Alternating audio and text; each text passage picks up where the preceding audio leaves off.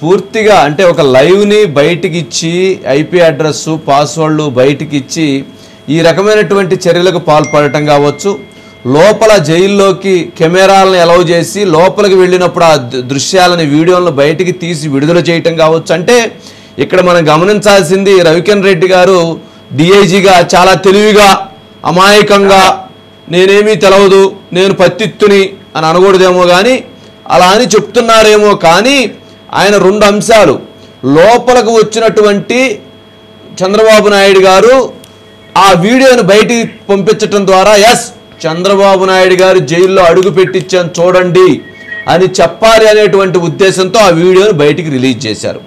రెండో అంశం ఆయన మాటకు ముందు మాట తర్వాత ఆయన ఏమంటున్నారు రిమాండ్ ప్రిజనరీ, మా దగ్గర రిమాండ్ ఖైదీ అని ఆయన చెప్పేటువంటి ప్రయత్నం చేశారు 1కి 4 సార్లు. అంటే ఏంటి, ఎందుకు చేశారు? ఎస్ ఆయన ఖైదీ అని చెప్పాలి, ఆయన రిమాండ్ ప్రిజనరీ అని చెప్పాలనేటువంటి ఉద్దేశంతో ఆ ప్రయత్నం చేశారు. ఇవన్నీ ఎలా జరిగినాయి, మరి ఏమైనాయి ఆ కేసులు? లోపలికి ఎవరో బటన్ కెమెరా ఎలా వచ్చింది లోపలికి? మరి ఇవన్నీ బయటికి రావాలి అంటే విచారణ జరగాలి. విచారణ జరిగితేనే దీనికి సంబంధించినటువంటి వాస్తవాలన్నీ కూడా బయటికి వస్తాయి. మరి లోపల ఎవరైతే అప్పుడు ఉన్నటువంటి శ్రీనివాస్ అనుకుంటా ఆ రోజు ఉన్నటువంటి సూపరింటెండెంటో అతను అధికారి, ఆయన అర్ధాంతరంగా సెలవు పెట్టి వెళ్ళటం, అప్పుడు మళ్ళీ ఇక్కడి నుంచి వీళ్ళు మానిటరింగ్ చేయటం, ఏం జరిగింది అసలు? ఇదంతా చాలా పెద్ద నెట్వర్క్. చంద్రబాబు నాయుడు గారు స్వయంగా చెప్పారు కదా నన్ను ఎలిమినేట్ చేయాలనే ప్రయత్నం చేశారని. భువనేశ్వర్ గారు చెప్పారు కదా చాలా ఇబ్బంది పెడుతున్నారని. ఆయనకి డెర్మటాలజీ సమస్య వస్తే కనీసం హాస్పిటల్కి కూడా పంపించడానికి నిరాకరించారే, హాస్పిటల్కి కూడా పంపించలేకపోయారే. మరి వీళ్ళు ఎలా వీళ్ళని నమ్మారు, ఎలా నమ్మాలి, ఏం జరిగింది? అసలు ఒకటి కాదండి, లోపల చాలా జరిగినాయి, బయటికి తేవాలి. ఇది విచారణ చేస్తే తప్ప బయటికి రాదు. ఇది చంద్రబాబు నాయుడు గారు కూడా అసెంబ్లీలో ఏం జరిగిందో రాష్ట్ర ప్రజానీకానికి అందరికీ తెలియజేసే విధంగా ఆయన కూడా చెప్పాల్సిందే. దీని మీద ఎవరైతే శాసనసభ్యులు కావచ్చు, మంత్రులు కావచ్చు, ఎవరైతే కూటమి సభ్యులు కావచ్చు, దీని మీద చర్చ జరపాల్సిందే. అప్పుడే వాస్తవాలు బయటకు వస్తాయండి. వాస్తవాలు దాపెడితే ఎలా? ఇది తేలాల్సిన అంశం. అసలు ఈ కేసుకు సంబంధించి ఇప్పుడు ఈ కేసులో మనం ఇక్కడ నుంచి మనం బ్యాక్కి వెళ్దాం. ఏంటి అసలు చంద్రబాబు నాయుడు గారి మీద పెట్టిన కేసు ఏంటి? Skill case. స్కిల్ కేసులో జరిగింది ఏంటి? దీంట్లో డ్రాఫ్టింగ్ ఎలా మార్చారు, ఎలా దీన్ని ఒక క్రైమ్ కేసు కింద దీన్ని రూపాంతరం చేశారు? చంద్రబాబు నాయుడు గారు తప్పు చేశారు, బలవంతంగా ఒత్తిడి చేసి డబ్బులు ఇప్పించే ప్రయత్నం చేశారని లేని స్టేట్మెంట్ని రికార్డ్ చేసుకొని వాళ్ళంతటా వాళ్ళుగా మార్చుకొని దాంట్లో కోర్టులో ప్రొడ్యూస్ చేసినటువంటి అంశాలు ఇవన్నీ బయటికి రావాలి కదా, ఆ కేసు బయటికి తేలాలి కదా. ఇది ఒక అంశం, ఇది ఈ సబ్జెక్టు. రెండో అంశం, ఇప్పుడు అసెంబ్లీలో ఎందుకు మాట్లాడాలి, ఎందుకు చర్చించాలి అని అంటే, ఒక ఫైటర్ అనేటువంటి వ్యక్తి ఎలా ఉంటాడు, ఒక యుద్ధం చేసేటువంటి వ్యక్తి ఎలా ఉంటాడు. యుద్ధము అని అంటే కత్తులు తీసుకొని పోయి నరగటం కాదు. యుద్ధం చేసేటువంటి వ్యక్తి ఎలా ఉంటాడు, యుద్ధం చేసేటువంటి వ్యక్తికి ఉండేటువంటి లక్షణాలు ఎలా ఉంటాయి, ఒక పోరాట యోధుడికి, ఒక విజనరీ లీడర్కి ఎలాంటి ఆలోచనలు ఉంటాయి అని అంటే, చంద్రబాబు నాయుడు గారు అసెంబ్లీ సాక్షిగా కరెక్ట్గా 3 సంవత్సరాల అయింది ఆయన అసెంబ్లీని బాయ్కాట్ చేసి, ఆయన అసెంబ్లీని బాయ్కాట్ చేసి అవమానపరిచి అసెంబ్లీని ఇంక విజువల్స్ తీయండి, ఆ పాత అసెంబ్లీ విజువల్స్ వేసుకోండి. ఏంటి ఏం జరిగింది అంటే, అసెంబ్లీ సాక్షిగా ఆయన ఏం మాట్లాడి ఆయన ఏమి చెప్పి వచ్చారు. ఆ రోజు అగ్రికల్చర్కి సంబంధించినటువంటి అంశం మీద డిబేట్ జరుగుతుంది. ఆయన మైక్ ఇమ్మని అడిగారు, దానికి వాళ్ళు మైక్ ఇమ్మన్నారు. లేనిపోయిన నిరాధారమైనటువంటి ఆరోపణలు చేస్తూ వచ్చారు. దాని మీద ఆయన మాట్లాడేటువంటి అవకాశాన్ని అడిగారు.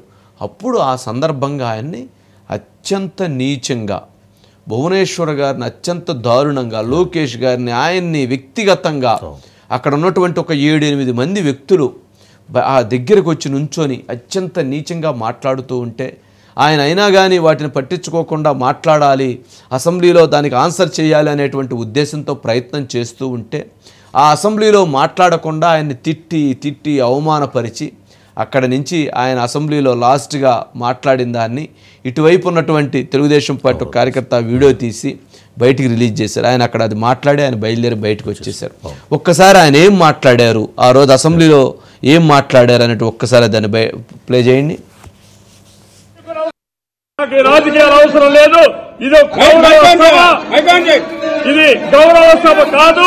ఇలాంటి గౌరవ సభలో నేను ఉన్నానని మరొకసారి విజ్ఞప్తి చేస్తూ మీకు నమస్కారం. ప్రజలందరికీ విజ్ఞప్తి చేస్తున్నా.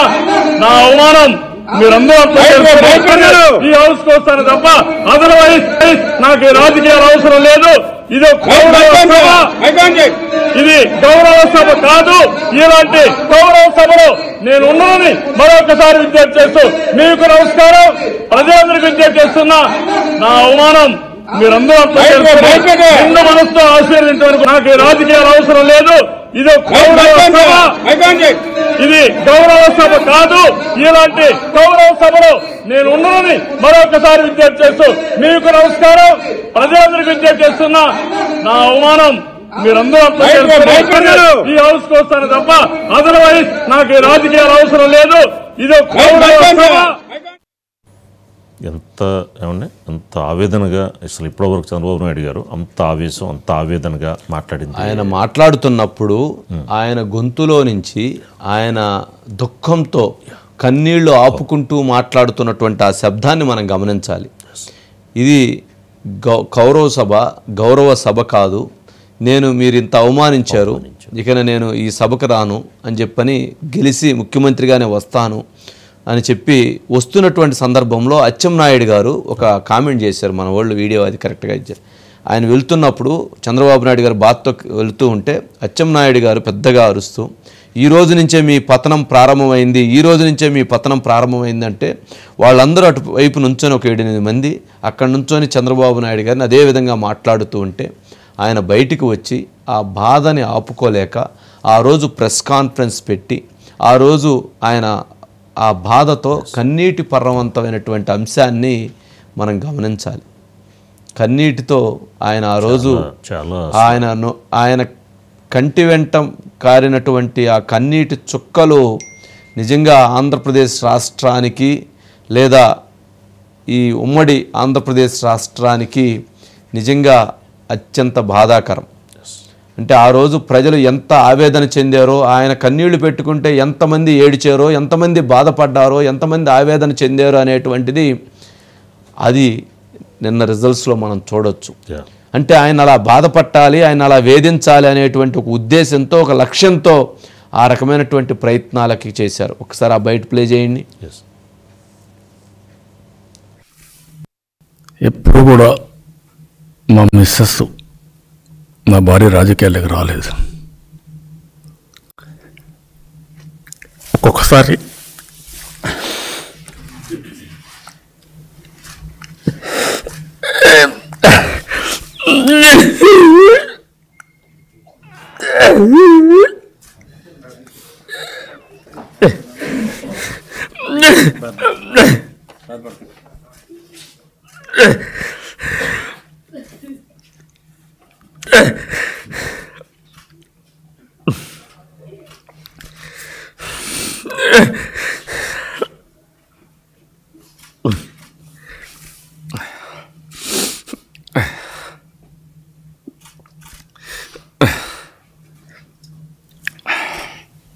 ధైర్యంగా ఉన్నాడు సార్.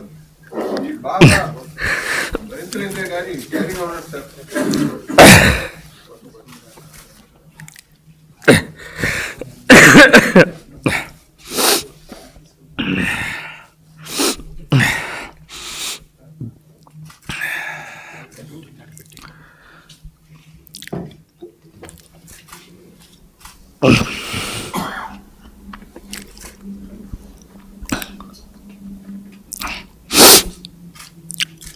ఆవిడెప్పుడు రాజకీయాలపైన ఆసక్తి లేదు. ఇప్పటికి కూడా 40 ఏళ్ళ తర్వాత వాళ్ళ నాన్న ముఖ్యమంత్రిగా ఉన్నా, నేను సుదీర్ఘకాలం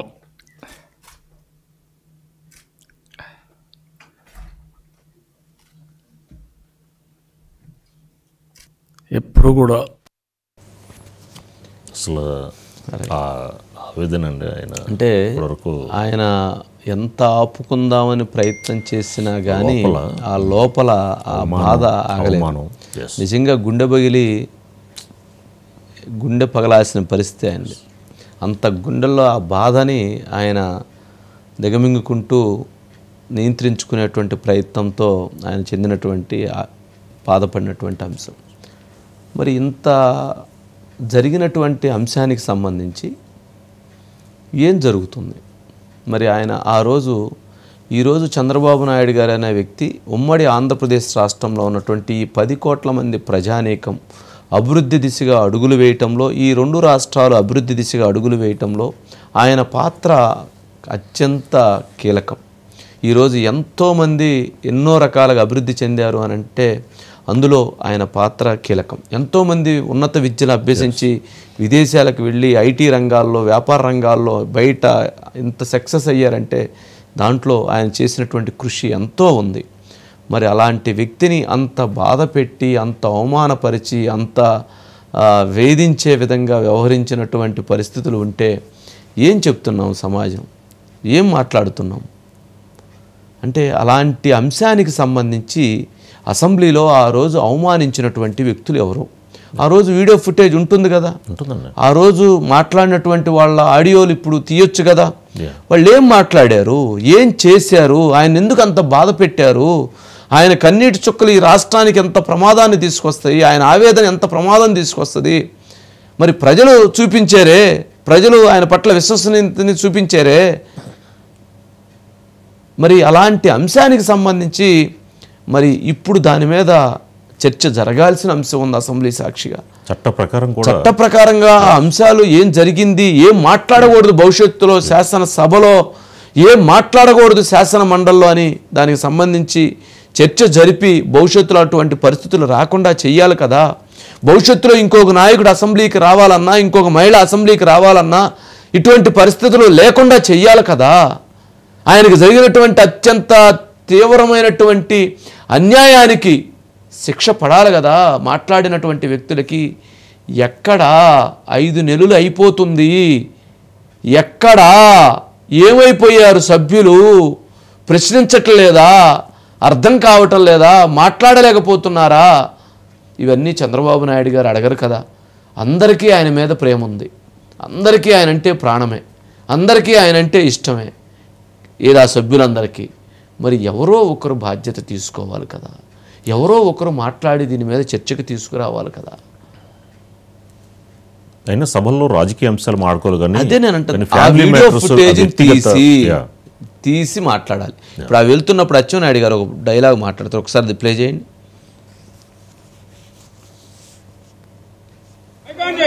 ఇది గౌరవ సభ కాదు, ఇలాంటి గౌరవ సభలో మరొకసారి విజ్ఞప్తి చేస్తూ మీకు నమస్కారం, ప్రజలందరికీ విజ్ఞప్తి చేస్తున్నా. నా అవమానం మీరందరూ ఈ హౌస్ కు వస్తాను తప్ప అదర్వైజ్ నాకు ఈ రాజకీయాలు అవసరం లేదు. ఇది గౌరవ సభ కాదు, ఇలాంటి గౌరవ సభలో నేను ఉన్నానని మరొకసారి విజ్ఞప్తి చేస్తూ మీకు నమస్కారం, ప్రజలందరికీ విజ్ఞప్తి చేస్తూ. సరే, ఇది మరి